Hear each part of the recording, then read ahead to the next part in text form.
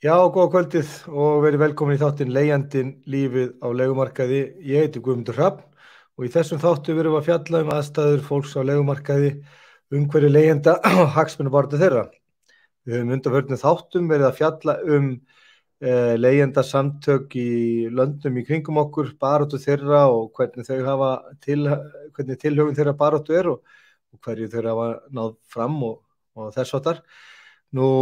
Það aldeilis komin gangur í umræðuna leigjendur eða húsnæðismarkaðinn almennt, eins og við höfum öll orðið var við nú síðustu vikur eða 2 vegna frétta af þeim miklu hækkunum sem hafa orðið á fasteignamarkaði.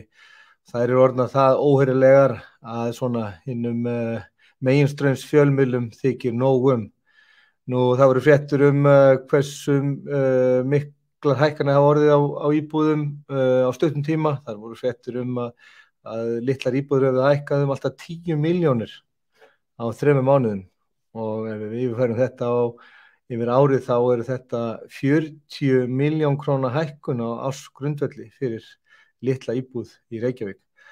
Það segir náttúrulega segir sig sjálft að það eru ekki launakjör þannig í landinu að almenningur getur staðið undir hvorki þessum verðhækkunum eða þessum verðum sem hafa verið í gangi á markaðnum. Það eru þá samt sem áður nokkrir sem hagnast á þessu ástandi og það eru þá fyrst og fremst þeir sem eiga húsnæði fyrir eða þeir fjárfestar sem sjá sér leika borði í að fjárfesta í stuttan tíma, jafnvel bara til þess að kassa inn hækkunni eða þá að leigja áfram á almennu markaði vegna þess að almennu markaðurinn eins og við vitum og höfum verið að fjalla hann óhaminn og lítið sem ekkert regluvæddur. Þar gildir bara lögmálið, hið hefðbundna markaðslögmál framboð og eftirspurn eins og með hverja aðra neysluvöru. Við sem stöndum að baki leigjendasamtökunum, við höfnum því að húsnæði skuli vera sett undir þennan hatt og þessi formerki hefðbundna neysluvöru og verði látið lúta þeim lögmálum sem þar gilda. Við teljum eins og bara stendur í mannréttindasáttmálum að húsnæði séu mannréttindi og sveitarfélögum líka gert skylt að útvega húsnæði á viðráðanlegu verði fyrir sína skjólstæðinga. Það mikill misbrestur á því hvernig uppbyggingu á húsnæði hefur verið hagað undanfarin. Ég vil segja að þetta séu hátt í áratugur síðan að fór að bera á því að verulegur skortur fór að gera vart við sig og það kannski sú tímasetning rímar ágætlega við að þegar Íbúðalánasjóður að taka til sín eða að raka til sín og hefði verið að raka til sín íbúðum frá hruninu, nokkur þúsund íbúðir sem þeir hefðu rakað til sín frá hruninu og leigðu út til almennings að einhverju leyti en á árunum 2013-14 eru mikið af þessum íbúðum seldar inn í fasteignafélög sem að svo settu íbúðirnar á almenna markað og hafa verið með stighækkandi leigu. Þetta saga sem við kannski ætlum að ræða aðeins og eftir en við erum með í þessum þætti einn viðmælanda sem ætlar að koma til okkur eftir smástund og ræða við okkur fasteignamarkaðinn en það Benedikt Sigurðarson. Hann sá maður sem að mælir á okkar illýra tungumáli einn af fróðastur fasteignamarkaðinn og hefur verið að skoða hann og hefur mikla þekkingu og sýn á fasteignamarkaðinn. En eins og við nefndum áðan þá hefur umræðan verið að aukast sem gott og það gott að leigjendur eru ávarpaðir. Þeir voru lengi vel ekki ávarpaðir af fjölmiðlum og það tók til dæmis ríkisfjölmiðlun okkar rúmlega 800 daga að nefna orðið leigjandi fyrir 2-3 árum síðan. Fjölmiðlar hafa tekið þessa umræðu upp og nú skulum vona bara að það fylgi því einhver verkefni og að almennileg samfélagsvitund nái sér á strik þannig að það verði til einhverjir kraftar til breytinga. Forsætisráðherra hafði forgöngu fyrir stofnun sérstakrar húsnæðisnefndar sem var skipuð á síðastliðinn föstudag og í henni sitja töluverður fjöldi af svona hefðbundnum starfsmönnum ráðuneytanna og fólkinu úr stjórnkerfinu ásamt fulltrúum tveggja stéttarfélaga ASÍ og BSRB að mig minnir. Nú við skulum vona að eitthvað komi frá þessari nefnd og það mjög fljótt en það ríkir hér algjört neyðarástand. Það kom fram í fréttum í vikunni sem leið að aldrei hafa verið eins fáar íbúðir á fasteignamarkaðnum og eru fasteignasalar á Íslandi fleiri heldur en þær íbúðir sem eru til sölu á markaðnum í dag. Þetta náttúrulega setur þessar hluti í ákveðið samhengi, bæði hækkanirnar og skorturinn er náttúrulega heimatilbúinn og hann er framreiddur með það að markmiði að hækka hérna húsnæðisverð til þess að kassa inn bæði með verðhækkunum og á leigumarkaðinn. En við ætlum aðeins að fara yfir þá krafta sem eru á húsnæðismarkaðnum og kannski líta svona áratug aftur í tímann. Á árunum 2017, 2018 skrifaði Benedikt nokkrar góða greinar húsnæðismarkaðinn og eftir svona yfirferð mína yfir þessa greina undanfarna daga þá finnst mér nú eiginlega bara eins og hann sé að skrifa ástandið eins og í dag sem segir okkur einfaldlega að það hefur held ég nánast ekkert breyst. En við ætlum að tala við Benedikt húsnæðismarkaðinn og hans greiningu, hans sýn og hans tillögur að því að eins og alveg hugsjónamanni sæmir þá nægir það ekki Benedikt að koma með gagnrýni og greiningu heldur hefur hann sterka sýn á húsnæðismarkaðinn og það ætlum við að ræða við hann hérna í kvöld. Við bjóðum Benedikt Sigurðarson hjartanlega velkomin til okkar. Vertu velkomin. Já, þakka fyrir að bjóða mér. Það er ánægjulegt að fá að taka þátt í þessari umræðu eins og þú sagði þá skrifaði ég helling fyrir fáeinum árum en svo er ég eins og ýmsir á sjötugt að hætta á vinnumarkaði og þá finnst mörgum rétt að róa sig. Þannig að ég hef haldið mig svolítið til hér. Já, en við náttúrulega gott fyrir okkur að geta notið þína reynslu og þessa þekkingar þína sem þú hefur á fasteignamarkaðnum. Ég hjó sérstaklega eftir grein sem að ég las á Kjarnanum og kom svona upp í hendurnar á mig fyrir nokkuð stuttu síðan þar sem þú ferð yfir neyðarástand sem ríkti á fasteignamarkaðnum 2018. Nú eru liðið næstu 4 ár síðan. Hefur eitthvað breyst? Það má eiginlega segja að allt sem var slæmt á þessu ári 2018 það hefur bara versnað. Bankarnir, meðal annars ríkisrekni Landsbankinn, sem er stjórnað út úr fjármálaráðuneytinu í gegnum bankasýslu ríkisins, hann skipulagði minnkandi fjármögnun á nýbyggingum og hélt því til streitu allt árið 2019 og 2020 og það auðvitað skýrir að mörgu leyti að skorturinn hefur verið vaxandi. Þannig að íbúðaskorturinn hafa hann verið einhvern tímann handstýrður og er hann búinn að vera það núna síðustu 3 árin meira en nokkuð sem þeir. En hvað skýrir það að lánastofnanir sem eru svona 3 stóra lánastofnanir hérna í Íslandi taki meðvitaða ákvörðun það að draga úr lánum til húsbygginga? Í hagsjá Landsbankans frá 11. desember 2018 þá spá þeir offramboði á nýbyggingum. Og það er réttlætingin að það stefni í offramboð og þar með muni íbúðaverð lækka. Ekki bara að það dragi úr hækkunum heldur muni að lækka. Og það er svona réttlætingi hjá þeim. Og alveg það sama var gert sem sagt á árunum 2012, 13, 14 og alveg fram á árið 2016 þá var skipulega haldið við nýfjármögnun nýbygginga. Og þetta er pólitík. Þetta er pólitík. Allan þennan tíma hafa stóru bankarnir að minnstakosti 2 verið í beinum höndum ríkisins. Og þessi pólitík er rekin á ábyrgð fjármálaráðherra allan tíman. Jafnvel þó að hann sýni sig ekki nema bara þegar hann vill selja bréfin í bönkum. en hann stjórnar auðvitað bönkunum beint og ég held að það sé eitt af því hættulegasta sem við búum við akkurat í dag, að í staðinn fyrir að verja neytendur þá hefur ríkisvaldið beitt bönkunum í raun og veru sem fákeppnistæki til að halda uppi verðlagi á peningum með gríðarlegum vaxtamun eins og hagnaðartölu bankana sína, og svo þetta að þeir stýra líka framboði íbúða, nýframboði íbúða. Já, þannig að þetta rekja þetta rauninni skortinn til þessar ákvarðana bankana að halda aftur af útlánum til fasteignakaupa. Nú kannski hefur þetta einhverju leyti verið til bygginga,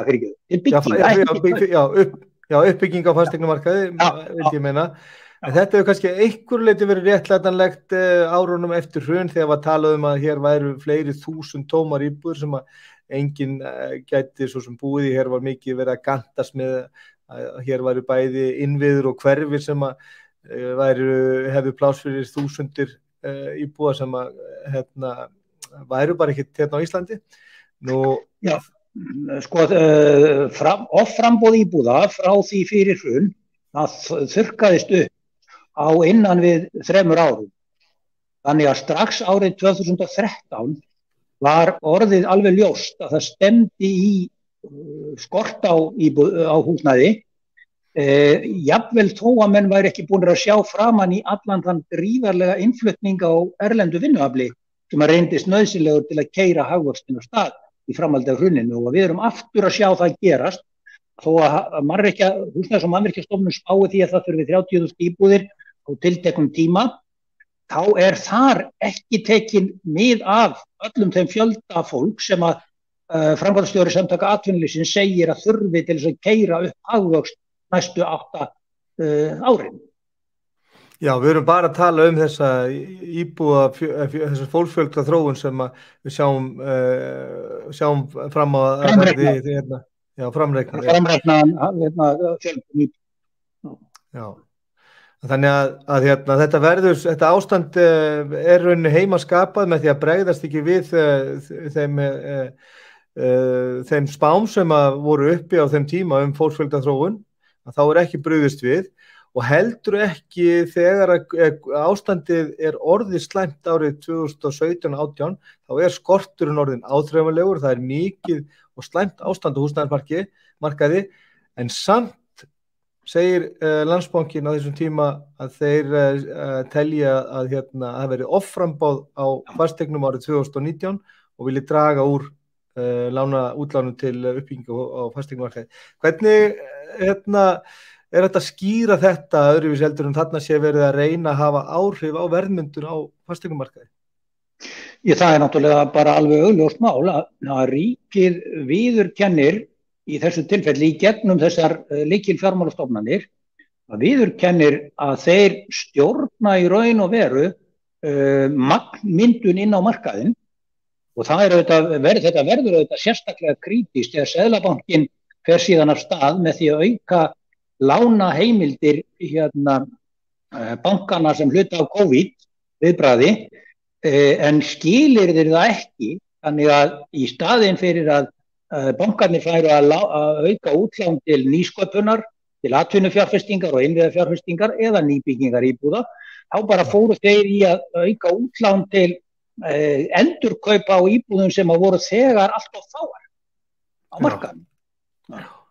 Þannig að ríkisvaldið ber alveg gríðarlega stóra ábyrgð, og það vond pólitík sem rekin í því samhengi að kenna sveitarfélögunum síðan einhvern meintan lóðaskort sem auðvitað ekki nema að takmörkuðu leyti, vegna þess að ef það lóðaskortur þá það fyrir það að fáeinir stórir verktakar eða fjárfestar, þeir hafa fengið úthlutað byggingarrétti sem að þeir síðan sitja á og ekki að virkja vegna þess að þeir í raun og veru að veðja á markaðurinn muni hækka ennþá meir. Já, við höfum tekið eftir þessu undanfarin örfá ár, hvernig verið að gambla með þessa reiti, selja fram og tilbaka og jafnvel 3-4-falda verðmæti á þessu, eða svona ekki kannski áður en að byggt Nú, ég hef átt samtöl við aðila hjá borginni, skipulags- og byggingarnefnd hjá borginni og þeir segja nákvæmlega það sem þú ert að segja það sama, að þegar það hefur verið boðið út svona reitir til bygginga þá eru þetta örfáður aðilar sem að sækja og þeir kvarta undan því og það kannski þarna sem komið, landslagið bara orðið þannig að það eru bara örfáður aðilar eftir á þessu markaði sem hafa bolmagn til þess að ráða sér framkvæmdir. Það búið að raunin svona grísja markaðinn af þeim aðilum sem gætu hugsanlega komið með ódýrar og hagkvæmar lausnir. Já, sko, það eru gríðarlega fáir aðilar á markaðinum sem eru að sinna í raun og veru neytendum á neytendaforsendum. Húsnæðissamvinnufélögin eru fáalítil. Stúdentaíbúðarfélögin eiga að sinna stúdenta tilteknum hópi, síðan eru öryrkjar og fáeinir aðrir, en þessir aðilar eru, þeir ópererar nánast hvergi nema í Reykjavík. Það eru eiginlega engar íbúðir byggðar í þágu neytenda með beinum, þar sem þeir fá forgang, nema þó innan borgarmarka Reykjavík. En það dugar ekki til vegna þess að framboðsskorturinn svo algjör á stórum svæðum landsbyggðarinnar og síðan til dæmis einstök sveitarfélög á höfuðborgarsvæðinu sem hafa verið mjög aftarlega á merinni núna upp á síðasta eins og til dæmis Hafnarfjörður. Já, ég get nú varla annað en leið. Ég horfði á viðtal við bæjarstjórinn eða í Hafnarfjörðar hennar Rósu Guðbjörnsdóttur í gær. Hún nú oddviti sjálfstæðismanna í bæjarstjórn Hafnarfjarðar þar sem hún í fullri alvöru gortar sig að því að Hafnarfjörður hefði keypt á síðustu 7 árum 40 íbúðir til félagslegra afnota fyrir rúmlega 20.000 manna sveitarfélag og finnst vel í lagt og þetta raunir kannski setur þessa hluti líka bara í ákveðið samhengi að þegar að oddviti stærsta stjórnmálaafsins í Hafnarfirði getur komið fram með svona málflutning og hreykst sér af árangur sínum. Það segir okkur kannski bara líka meira en mörg orð hvernig ástandi ef á 7 árum verið að kaupa 40 félagslegar íbúðir meðan að sveitarfélagið vantilega vaxi á þeim tíma kannski 4.000 íbúa. Já, en mín tillaga hefur auðvitað gengið fyrst og fremst út á það að reyna að viðskiptavæða eða það sem ég hef reynd að kalla neytendavæða byggingamarkaðinn og íbúðamarkaðinn upp á nýtt. Þannig að sveitarfélögin fari að þjóna neytendum beint eða með beinni hætti og haldi ekki bara endalaust áfram að þjónusta, fjárfesta og frekustu verktakana. Ég þeirra skoðunar að byggingaverktakar eigi að vera í verktöku hjá neytendum við að byggja en ekki að breyta sér í einhvers konar braskfélög sem að hafa virðiskeðjuna nánast alla á sinni hendur og gera síðan meira sér enga sölusamninga við sína eigin fasteignasala. Þannig að verðmyndun á íbúðarhúsnæði verði í meira jætti það sem áður var og eins og hún það sem samkeppni, það að segja að ávinningurinn af því að byggja húsnæði, ef hann til staðar, þá innleysi neytendur hann til sín, sama hvort neytendurnir eru eigendur eða hvort þeir eru í eigin íbúðafélagi, samvinnufélagi eða sjálfseignarfélagi, eða hvort þeir eru leigjendur á markaði og það verður ekki gert nema með því að opinberir aðilar komi og fari að sinna skyldum sínum við almenning og setja skilyrði umfram það sem að þó hefur verið gert eins og í örfáum tilfellum í Reykjavík þar sem að menn hafa sett sér skipulagsskilmála að alltaf 20-25% íbúða falli í flokk hjá óhagnaðardrifnum rekstri. Já, svona áður við förum út í þessar góðu tillögur sem þú hefur verið að koma með undanfarin ár og kannski ætla aðeins að fá þína skoðun á því hvað varðar lagaumhverfi kringum leigjendamarkaðinn. Finnst þér eins og stjórnvöld geti gert betur í því að búa til betra lagaumhverfi fyrir leigumarkaðinn, þar segja að vera með leigu þak, vera með viðmiðaverð fyrir húsaleigu, geta stjórnvöld á einhvern hátt lagað ástandi fyrir leigjendur á markaðnum eins og hann í dag? Já, það er í raun og veru ekki hægt að sætta sig við annað heldur en það verði gert, vegna þess að íslenskur leigumarkaður, hann miklu minna regúleraður heldur en leigumarkaður flestra nágrannalanda. Og hann tekur minna mið af heimilisrétti. Það er að segja öryggi einstaklingsins til þess að eiga heimili og föstum stað og því verði ekki raskað nema einhverjar gildar ástæður séu til. Og þetta er einn af þeim þáttum sem verður að mínum að ekki leysist ekki nema að takist að fá verkalýðshreyfinguna eða launamannarhreyfinguna til þess að verða alvöru þáttakandi í að endurskapa þennan neytendamarkað. Og við getum alveg tekið mið af reglukerfi nágrannalanda margra. Það er bæði Svíþjóð, Danmörku, Þýskalandi, Evrópu. Ég hef til dæmis séð Katalega kannski heilan þykkan rétt bækling sem að leigjendur í Þýskalandi, Evrópu fá í sínar hendur þegar þeir gera leigusamningi gegnum leigumiðlun. Og við skulum líka hafa það í huga að til skamstíma voru húsaleigulögin, þau voru kokkuð eftir einhverri kröfugerð frá húseigendafélaginu það að betur settir borgarar gætu leigt auka íbúð eða einhverjar íbúðir í eigin eigu og hefðu í raun og veru sem minnstar skuldbindingar og skyldur gagnvart leigjendur.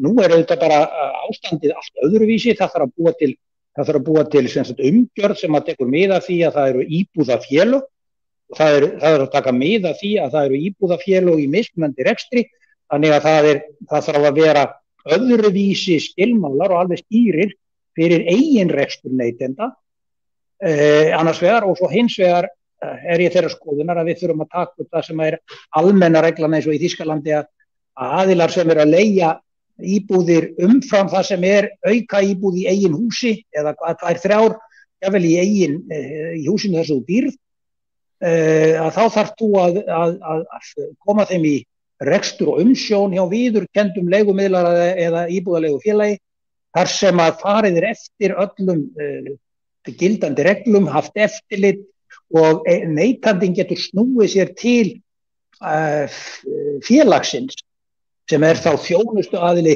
en hann þarf ekki að glíma við einstaklingin sem mismunandi geðvondur kapitalisti eða persónulegur einhvers konar lífeyrissjóður. Og þetta eitt af því sem við þurfum að gera fyrir svo utan það að verðskilmálar sem eru hefðbundnir eins og í Þýskalandi, Evrópu og í Svíþjóð þar sem í raun hámarksverð á leigu, jafnvel þó að það hafi eitthvað látið undan, þar sem að opinberum aðilum ætlað að taka þátt í að regúlera þennan markað, sama hvort það gert með einhverjir konar húsaleigu nefnd á borgar eða bæjarbasis eða gert í gegnum beinlínis skilmála þar sem að leigubremsa bókstaflega virkjuð, en það gerist ekki nema með beinni þáttöku opinbera yfirvalda. Já, við höfum séð það til dæmis eins og á Spáni og Austurríki og Þýskalandi þar sem að þessi verkefni eru ekki eingöngu einhvers konar verkefni sem að leigjendasamtök eða stór svona félagasamtök halda úti, heldur verður þetta gerast í samvinnu við launþegahreyfingar og líka við sveitarfélög. Við sáum það í Katalóníu voru samþykkt ný leigjendalöggjöf í september 2020 sem að leigjendasamtökin börðust fyrir en urðu svo að regluverki sem haldið utanum af hendi innanríkisráðuneytis í Katalóníu og hefur það tekið og sett fram svona viðmiðunarverð og reiknivélar. Og í Danmörku veit ég að þar eru reiknivélar til og viðmiðunarverð en þar mikið notast við þessar nefndir sem þú talar á vegum sveitarfélagsins þar sem að þú getur rauninni farið með erindi til nefndarinnar með kannski húsaleigu upphæðina eða leigu upphæðina sjálfa og fengið nefndin til að skera úr hvort að leiguverðið sé hátt eða hæfilegt. Já, og þú hefur til dæmis í Danmörku þá það líka, getur líka kallað eftir því að húseigandinn sinni viðhaldi og ef að það kemur til ágreinings við húseigandann þá hefur þú möguleika á því að leita fulltingis slíkra nefnda sem að hlutast á til og meira að segja eins og í Þýskalandi þá eru mjög víðtækir skilmálar sem sagt borgar- og byggingaryfirvalda þar sem byggingaryfirvöld geta tekið fram fyrir hendurnar á húseigendum og beitt á í raun og veru þvingunum með því á endanum að framkvæma á kostnað þeirra. Fyrir svo það sem núna kannski áhugaverðast að sjá hvernig þeim gengur að klára yfirtöku eins og í Berlín á jafnvel heilum íbúðafélögum sem ekki komið alla leið en í farvegi. Já, þar verið að skoða, ég talaði við lögfræðingi hjá leigjendasamtökunum núna fyrir mánuði síðan og þar verkefni bara akkurat núna þessar myndir að skoða endurgjaldið sem að Berlínaborg þyrfti að borga fyrir þessar fasteignir sem eru þá félagslega reknar í kjölfarið. Nú vorum við að tala náttúrulega að það þarf að gera eitthvað fyrir leigumarkaðinn. Við getum ekki beðið eftir því að svona nýtt hverfi rísi hérna í útjaðri borgarinnar sem kannski óhjákvæmilegt að einhver leyti. Það eitthvað sem að tekur kannski 5 til 10 ára að verða einhverju mannsmynd. Það regluverk, það umgjörð, það aðkoma eða inngrip yfirvalda inn í leigumarkaðinn sem þarf til. Eitthvað sem að þú vildir sjá, eitthvað gerast sem að gæti hugsanlega tekið bara sem sagt komist í framkvæmd í sumar eða á þessu ári? Ég held að sko bráðabirgðaaðgerð verður að vera í einhvers konar formi húsnæðisbóta fyrir fólki sem komið alveg í klessu á markaðnum og í raun og veru stendur ekki undir sínu en á sama hátt þá held ég að það þurfi ekkert mjög það þarf ekki langan prósess í Alþingi fram á vor til þess að vinna í því að koma einhverjum ramma utanum verðmyndun á þeim núverandi markaði sem allt of offsetting. Og þá ég bæði að tala sko eignamarkaðinn eins og leigumarkaðinn því að ég held til dæmis að ef við erum að sjá að ferðaþjónustan sé að fara af stað aftur á fulla ferð, þá held ég að væri mjög brýnt að koma í veg fyrir að það yrði endurtekning á Airbnb brjálæðinu og ég held að það væri mjög mikilvægt að menn bara tækju sér til og hreinsuðu upp eignarhaldið á íbúðum eða færu yfir það. Hvað eru margar íbúðir sem eru án búsetu? Hvað eru margar íbúðir sem eru þá í spákaupmennsku og borgir til dæmis í Kanada að leggja skatta á tómthús. Núna það ekkert sérstaklega áhugavert í 5% verðbólgu að þurfa að borga 2,5% skatt á tómthúsið sitt í miðborgaríbúðinni. Þannig að það fljótt að virka. Þannig að það myndi draga úr þessari spákaupmennsku og jafnvel þó að væri ekki með 500 íbúðir á einu ári sem að færu þá ekki út af markaðnum og bara munar það. Því að til dæmis þessi íbúðauppbygging verkalýðshreyfingarinnar ASÍ og BSRB sem að við getum kannski rætt einhvern tímann á öðrum tíma þar sem að verið að safna saman fátæku fólki í íbúðaklassa. Þær hafa ekki skilað nema rétt 500 íbúðum ennþá og það var stofnað til þeirra 2016. Ég meina á 6 árum hafa þau skilað 500 íbúðum. Já, ég veit það. Það alveg átakna. Já, þetta gott að segja en þetta gott að þetta komi fram að það hægt að grípa inn í markaðinn, sérstaklega varðandi verðlagninguna, það kannski tekur lengri tíma að auka framboðið, en verðlagningin náttúrulega það sem að murka úr lífið og fólki á leigumarkaðnum. Þú talar það í grein frá 2017, minnum við hafi verið frekar 2018, að það hafi verið teiknað loft það að alltaf 50% af kaupendum á fasteignamarkaði þá hafi verið aðilar sem voru annarkvort lögaðilar að kaupa upp íbúðir eða eignafólk sem að kaupa til sín fleiri en 1-2 íbúðir. Já. Þetta stór vandamál á fasteignamarkaði, kaupendamarkaðnum, hvernig þrýstingur á markaðin verður af þessum völdum. Já, og þess vegna held ég hugmyndin tómthússkatt sem að gerir það verkum að íbúð sem ekki notuð sem lögheimilisíbúð, hún beri til dæmis önnur fasteignagjöld heldur en íbúð sem notuð sem lögheimilisíbúð. Og það myndi þá bara þýða leið að eigandi íbúðar, hann hefði í raun og veru mjög mikla fjárhagslega ástæðu til þess að koma inn í leigu, fyrsta lagi, en síðan bara líka spurningin að ef að nýbyggingarhverfi og útgáfu á byggingarleigum, þá hefur þeirri aðferð verið beitt, þar sem að húsnæðisverðbólga hefur til dæmis verið mjög erfið. Ég hef meðal annars séð það í Kanada og ég skil það svo að í Kaupmannahöfn sé það í Valby hverfinu að byggingaraðilum sé skylt að hafa íbúðir sem farin á almenna sölumarkaðinn, þær eru í forkaupsrétt fyrir einstaklinga, ekki fyrir íbúðafélög, þar sé að þær eru í forkaupsrétt til að búa í þeim, og þeim sem eru fyrstu kaupendur, þeir mega ekki selja þau í annan farveg heldur en til neytenda í sömu stöðu í 3 til 5 ár eða hvað það nú er. Já, þetta svona skilyrði. Já.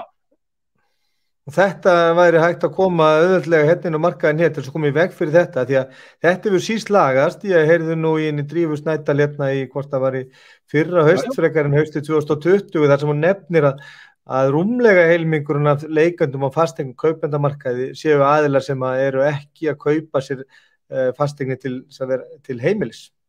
Já. Og þetta líka skipulag sveitarfélaganna gerir ráð fyrir því að íbúðir í íbúðahverfum séu setnar af fólki og við það sem sagt umferðarmannvirki miðuð, þjónustumannvirki önnur eins og skólar, íþróttamannvirki eru hönnuð miðað við það að það búi fólk í húsum og sveitarfélög hafa alveg gríðarlega mikla hagsmuni af því að reyna að tryggja það að þeirra áætlanir séu í vitibornu samræmi við raunveruleikann. Það eitt af því ætti að vera þetta. Ég meina, ef við eigum sumarbústað þá borgum við öðruvísi fasteignagjöld. Ef við erum með atvinnuhúsnæði þá borgum við öðruvísi fasteignagjöld af því heldur en að enga íbúðir. Já. Nú svona í lokin ætla að renna þess yfir svona með, þú hefur komið með mikið af tillögum hvernig þetta að gera markaðinn svona vænlegri eða svona bærilegri fyrir neytendur, og þú talar að í greininu frá 2018 að það þurfa margfalda íbúðabyggingar og það náttúrulega hefur ekki raungerst. Stjórnvöld hafa hreinlega beitt sér gegn með því að beita bönkunum sem ríkið heldur á. Þá hafa stjórnvöld beitt sér gegn aukningu og íbúðaframboð. Já. Það eitt sem að þú ræðir í þessu sambandi, það svona raðsmíða og innkaupaverkefni sem eru dæmi fyrir að hafi tekist vel á Íslandi, sérstaklega í kringum viðlagasjóðsverkefnin eftir Vestmannaeyjagosið. Þar voru innflutt 500 íbúðareiningar, einingahús sem var reist á mjög skömmum tíma. Af hverju eru svona verkefni ekki upp á pallborðið í dag, núna tæpum 50 árum eftir gosið, að þegar að 190.000 manna þjóð eða 200.000 manna þjóð leysir þetta með bravur á stuttum tíma, að í þessari miklu auðlegð sem við búum við í dag, 350.000, að við sjáum þessa kosti ekki á borðinu. Af hverju það? Ég held að svarið nefnilega ótrúlega einfalt. Það vegna þess að pólitíkin og verkalýðshreyfingin, svokallaðir aðilar vinnumarkaðarins, urðu á einhverju stigi samtaka að viðskiptavæða allan íbúðamarkaðinn á Íslandi. og gefa sér það að einkaaðilar í hagnaðarskyni myndu framleiða nægilega mikið af húsnæði til þess að það yrðu allir svona með næstum því húsnæði yfir höfuð. Og svo bættu þá því miður stjórnmálamennirnir því við að þegar að fólk hefði ekki efni á því að kaupa eða leigja þá þyrfti að henda í það með einhverjum svona smáræðis húsnæðisstuðningi eða félagslegum bókum sem eru algjörar fátæktarbætur eins og hjá okkur í dag. Og ég held að við þurfum að læra, við þurfum að fara hann tilbaka, förum 25-30 ára aftur í tíman og skoðum hvernig þetta var hugsað, skoðum hvernig þetta gert í þar sem best hefur gengið, ekki fara til Bretlands eða Noregs þar sem menn hafa mist allt gersamlega úr böndum, orðum frekar á þrátt fyrir allt, Danmörku, Þýskumalandi, Evrópu, Finnland. Þetta eru ríki sem eru með okkur á evrópska efnahagssvæðinu, þannig að ef að þau hafa svigrúm til þess að beita opinberum átaksaðgerðum, og hefur Ísland að líka. En þar er launþegahreyfingin virkur aðili að þessari mótu. Og ég hef auðvitað verið að segja eins og að ég held að það gerist ekkert á vettvangi húsnæðisumbóta nema launþegahreyfingin verði virkur aðili og verði ekki bara að hugsa fátækasta fólki, heldur líka bara almennan launamann, venjulegan Íslending sem að vill eiga val það hvort hann leigir eða kaupir sér búseturétt eða byggir stærra eða minna hús. Einn eða með öll. Já, þetta voru góð orð, þetta akkúrat það sem þarf að gerast og við munum alltaf höfða til verkalýðshreyfingarna, launþegahreyfingarna og við höfum eftir að ræða við þau hérna á komandi vikum hvernig launþegahreyfingin, ASÍ og verkalýðsfélögin geta komið að því að efla hérna húsnæðismarkaðinn annarkvort með beinni aðkomu eða hreinlega styðja við það með öðrum leiðum, hugsanlega með því að setja upp sjóð sem að hreinlega tekur þátt í að auka hérna framboð á húsnæði. En við komumst því miður ekki yfir meira með þér, Benedikt, í kvöld, en þó að við getum bara hreinlega sett upp sérstaka þáttarseríu með þér og þessum tillögum og efni sem að þú hefur fram að færa og ég ætla nú að fá þig aftur til þess að ræða sérstakt byggingafyrirkomulag, húsnæðissamvinnufélög, byggingafélög og leigufélög sem við ætlum að ræða hérna seinna miðjan mars og þá verður fróðlegt að fræðast svona fyrirkomulagið á því hvernig hægt að leysa húsnæðisvandan út frá öðrum forsendum heldur þessum hefðbundnum kapítalísku forsendur sem að gera ráð fyrir hagnaði fyrir fjárfesta. Bara ánægja að fá að vera með ykkur. Takk. Já, þakka að kærlega fyrir. Já, við erum komin hérna aftur til þess að ræða við tvo leigjendur á íslenskum leigumarkaði. Þær eru komnar hérna í stúdíu til okkar, þær eru komnar hérna á neti til okkar. Við vorum að ræða við Benedikt Sigurðarson og við erum búin að fara eins yfir það með þeim hérna hvað samtali okkar gekk út á. Nú það eru 30.000 heimili á leigumarkaðnum og stór hluti leigjenda fólk sem flýtur hingað til lands frá öðrum löndum og eru þar lendi ofta tíðum verða út undan þegar að kemur að því að ræða við leigjendahópinn og koma skilaboðum áleiðis til þeirra. Nú, en til þess að reyna að bæta úr því og reyna til þess að nálgast sjónarhorn leigjenda sem ekki tala eða skilja íslensku, þá erum við komið með þær hérna stöllur til okkar og það Patience og Claudette. I want to welcome you to the program. I just was telling the audience about how important it is because a big part, probably around 30-40% of Icelandic tenants are non-Icelandic speakers, and how important it is to improve and promote the consensus of tenants across the cultures across the languages, because we all share the same fate of being part of the Icelandic tenant communities. So therefore, I am very grateful to have you here because I want to share and hear your stories as tenants. And maybe I will start with you, Patience Safra, about for how long time have you been a tenant here in Iceland? Thank you, Rap, and thank you for having me on the show. I have been a tenant for 13 years now. 13 years.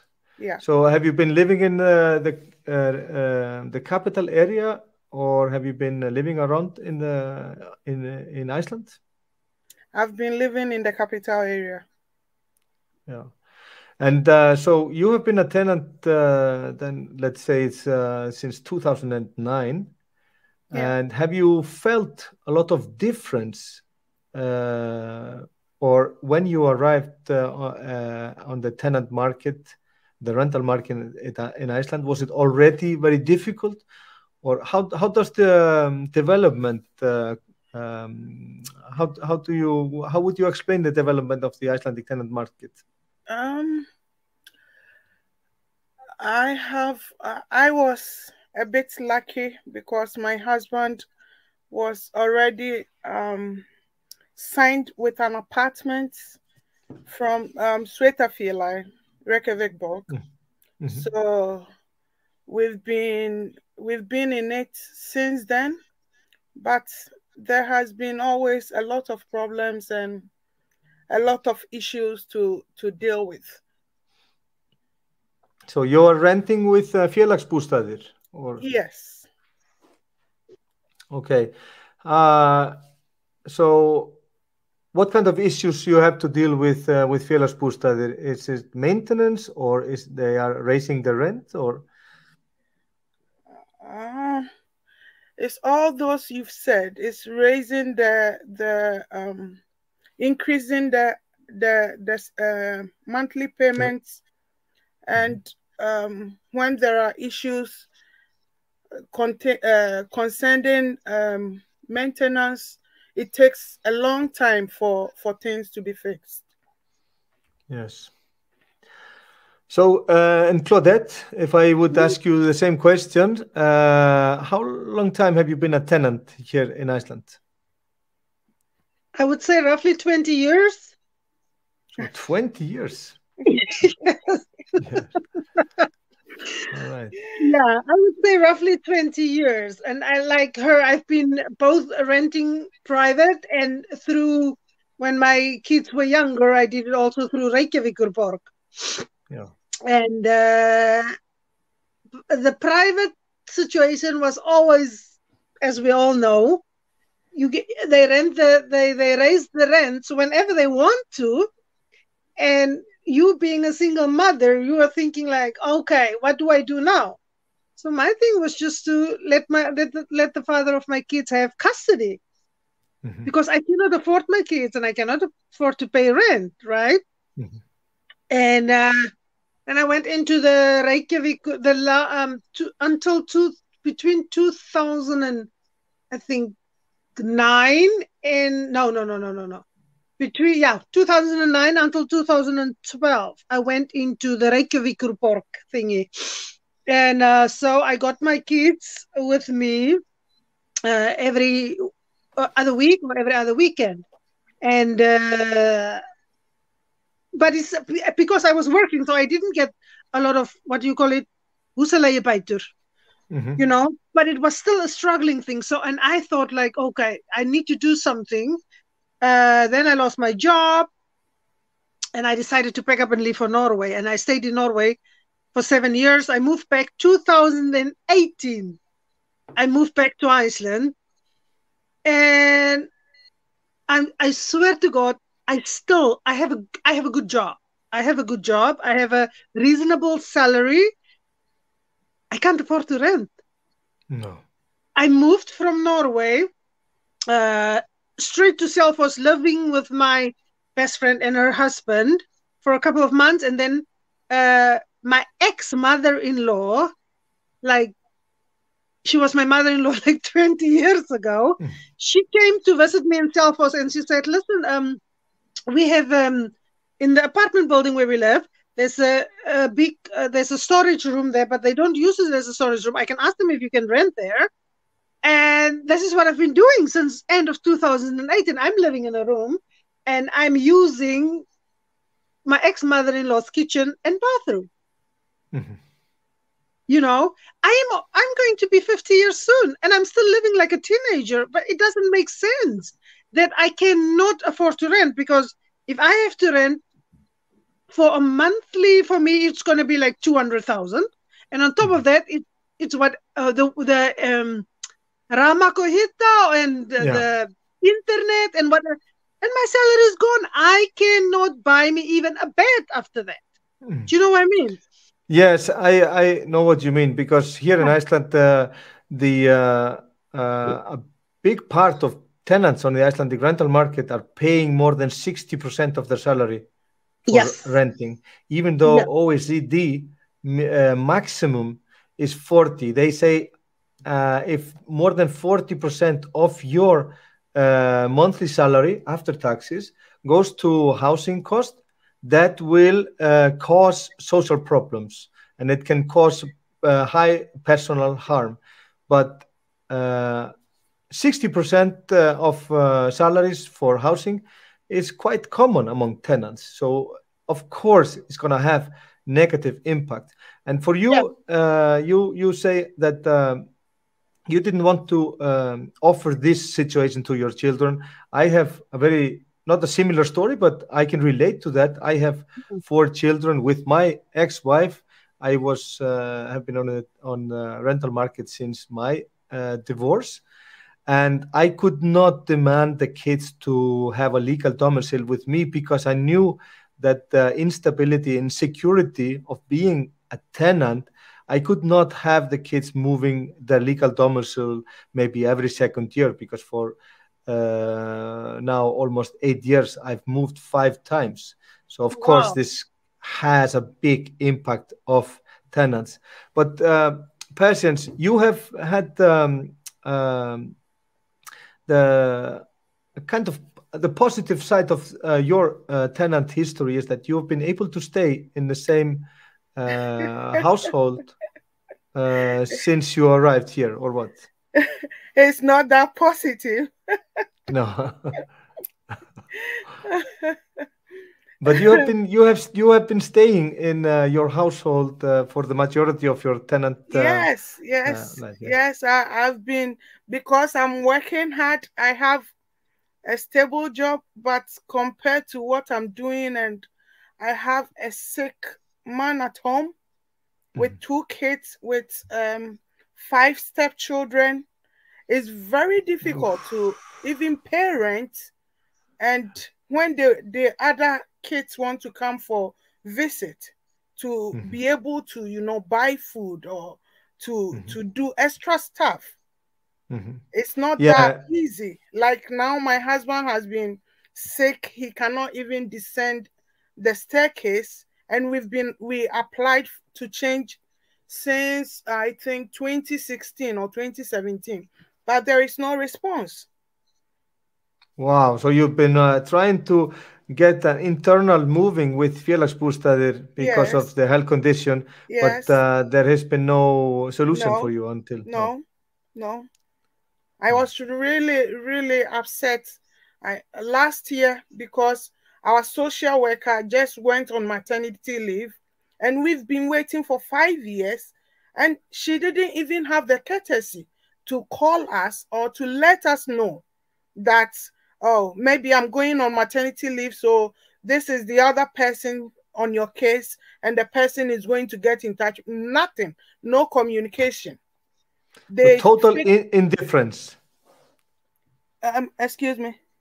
So total indifference. Total. You were ignored by the staff. Yes. And his health condition is not getting any easier. No. And compare with having little kids at home, and only me climbing up and down. Now I have to let one of his daughters move in with us. So when I'm not home, she can keep an eye on him for me. So it's like you have a stable home, but you can't really do anything. No. This month he was complaining that the rent went up again. It's like always increasing. And do you think of my salary, we don't really get, that support we're supposed to get. Do you think that with your economic situation, the possibilities, the future development, that you would be able to buy your own apartment anytime soon? No. I'm sorry. I don't think I can afford even putting that down payment, because I'm like almost bankrupt. Yes.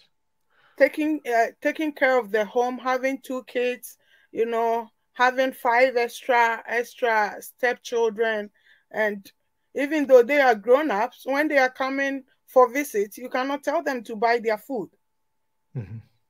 You have to always, take all those into consideration, and to have him health-wise not good, it's not really, it's like I am the only surviving, working for the house. So it's not that easy. I wish I could have bought my own apartment, but it's not, things are really difficult.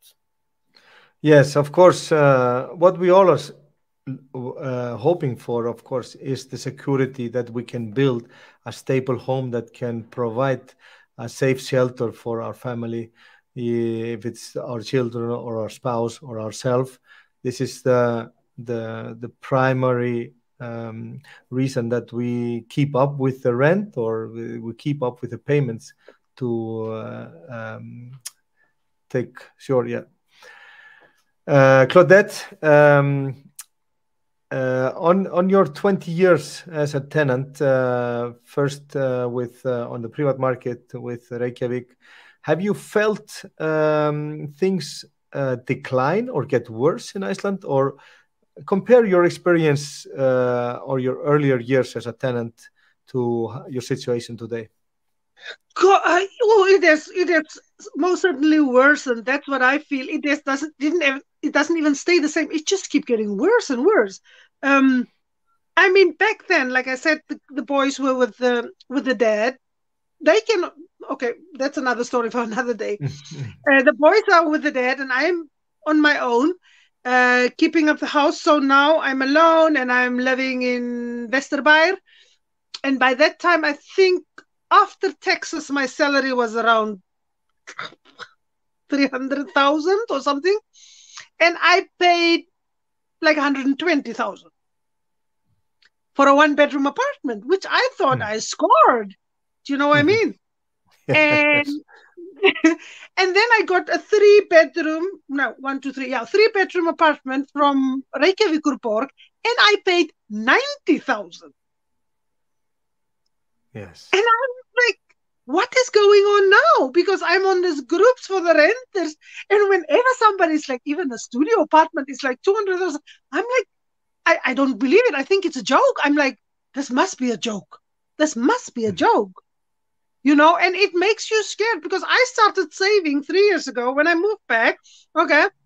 Because I heard that there was something about a loan that you can take with the government, and you only have to have a certain percentage, I think like 4 million, and they pay 25% or something like that when you take a loan. I can't remember the details of it.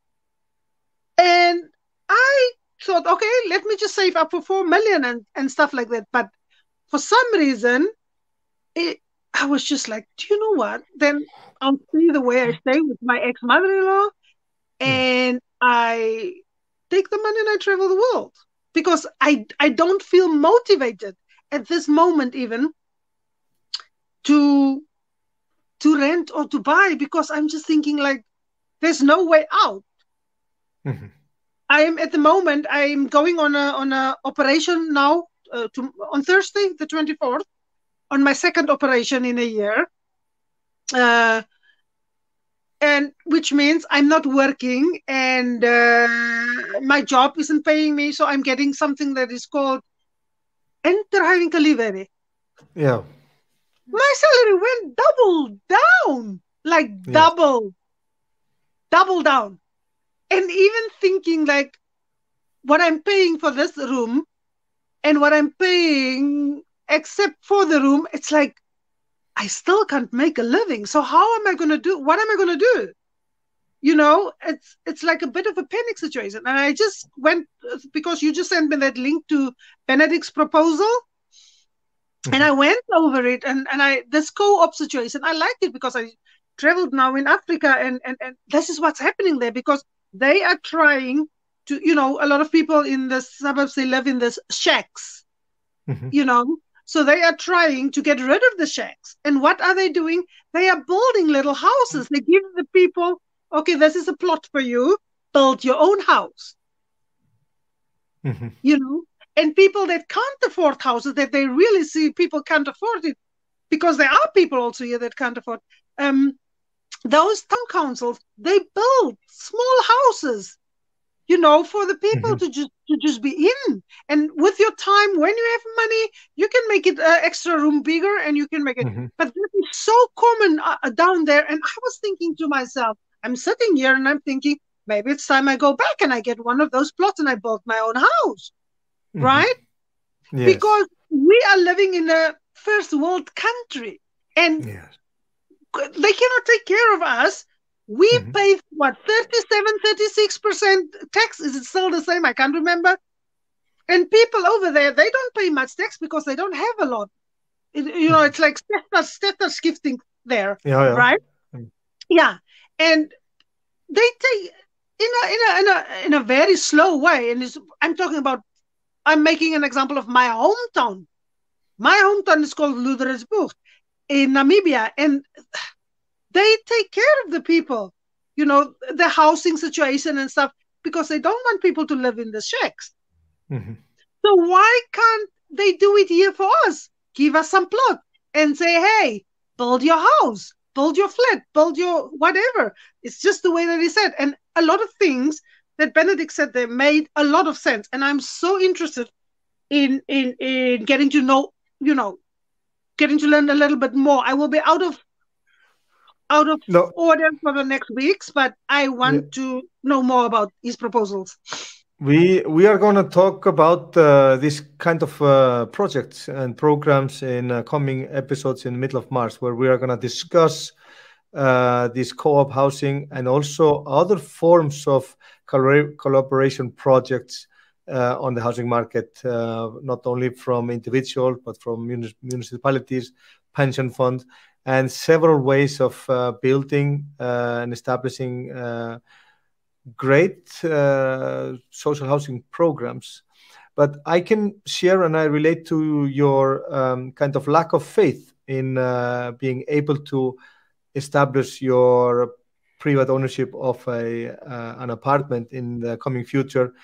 I accepted myself like 2 years ago or so that I will not be able to save money as a down payment. No, paying 4 million a year in rent.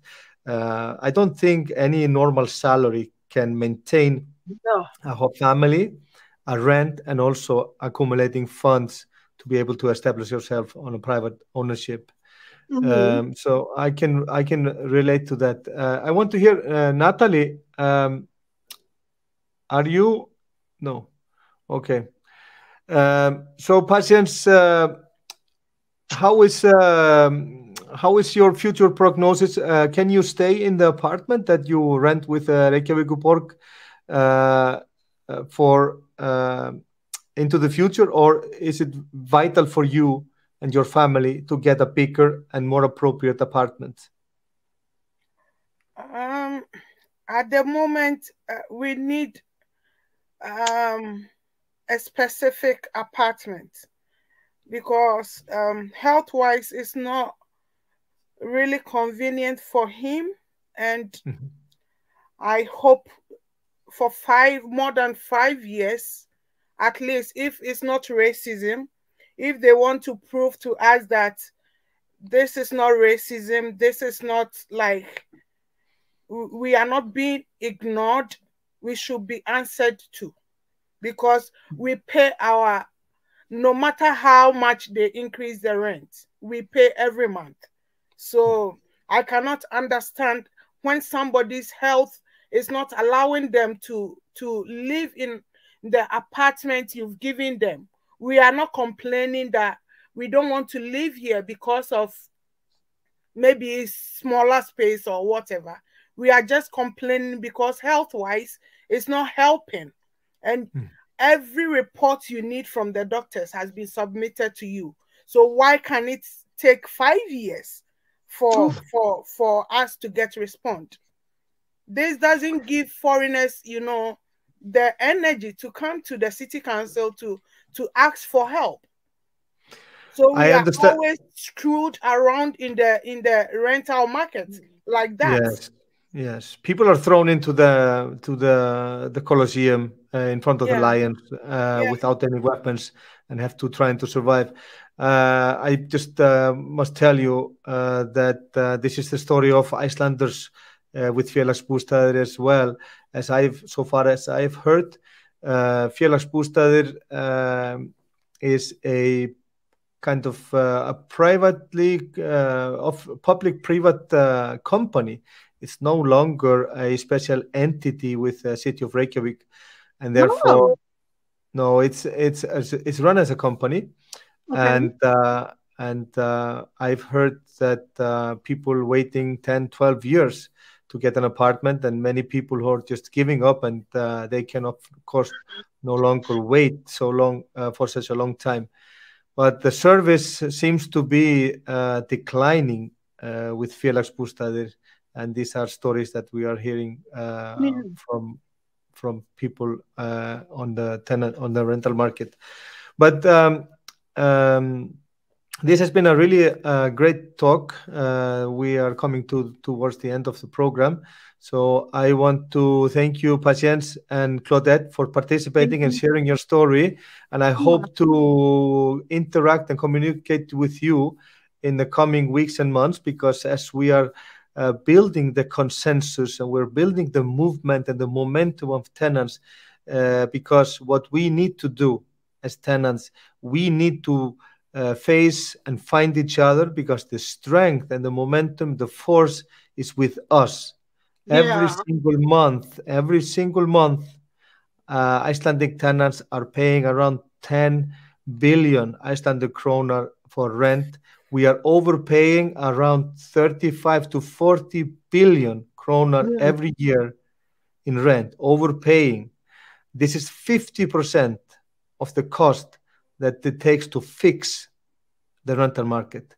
Icelandic tenants have the capacity to fix it by themselves. We need to find each other. We need to build the momentum. We need to build the movement. And I encourage you to recruit the members from your communities, from your social network. And I want to thank you for your participation, because it's important that we can see each other in the eyes and we can reflect and we can relate to one another. So thank you so much, Patience and Claudette, and I hope to see you. Thank you. Soon. Thank you so much. Have a nice afternoon. Have a nice afternoon. Já, þetta voru Claudette og Patience sem hafa verið leigjendur á íslensku markaði í áratugi.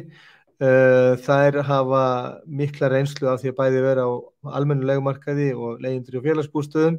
Það deildu með okkur reynslu sinni af því að reyna að, eins og Patience kom hérna inn á áðan, hún hefur reynt að fá nýja íbúð fyrir sig og fjölskyldu sína vegna veikinda eiginmannsins og stærðar fjölskyldu frá 2016 á nokkurs árangurs. Hún segir líka frá því hvernig þau hafa verið hunsuð af þjónustaðalum hjá félagsbústöðum þegar að koma því að leita úrlausna við sínum vandræðum. Claudette sagði okkur frá reynslu sinni af því að vera á leigumarkaðnum. Hún kemur hérna til Íslands fyrir rúmum 20 árum síðan. og hérna á leigumarkaðinum, gefst svo upp á því og flytur til Noregs, kemur hérna 7 árum seinna og segir að ástandið hafa hríðversnað og hún sér ekki fram á það að með sína tekjur sem þó hafa verið í gegnum tíðina með ágætum, að þá ekki nokkuð lifandis leið fyrir hana að komast út af leigumarkaðinum eða hreinlega bara geta safnað sér í sjóði á meðan hún á leigumarkaðinum og býr núna í leiguherbergi á Selfossi. Nú þetta reynslusögur eða örlegasögur leigjenda víða og við þekkjum þau öll og þekkjum það okkar nærumhverfi. Ég þekki það bara sjálfur, fólki í kringum mig sem býr við alls konar aðstæður bæði hjá félagsbústöðum á almennum leigumarkaði og þarf að búa við þessi ekki bæði bara þessu ömurlegu kjör, þar að segja að þurfa að greiða lungan og sínum framfærslufé til leigusalans, heldur líka bara þetta óöryggi sem felst í því að vera á leigumarkaðnum og veit aldrei hvort að þú á þínu höfða halla og þínu heimili á komandi misseri. Nú við ætlum að halda áfram að tala leigumarkaðinn hér í þessum þáttum á komandi þriðjudagskvöldum. Á næsta þriðjudag þá ætlum við að fræðast ýmiss konar uppbyggingar fyrirkomulag sem viðgengst í borgum í Bandaríkjunum og Þýskalandi. Nú í farvatninu svo að þáttur þar sem tekið fyrir eina af þessum leiðum til stórtækra uppbyggingar á íbúðarhúsnæði sem mikil þörf fyrir hérna á íslenskum húsnæðismarkaði. Nú ég vil þakka fyrir mig, ég heiti Guðmundur Hrafn og þið hafi verið að horfa á Leigjandann, lífið á leigumarkaði. Við sjáumst á næsta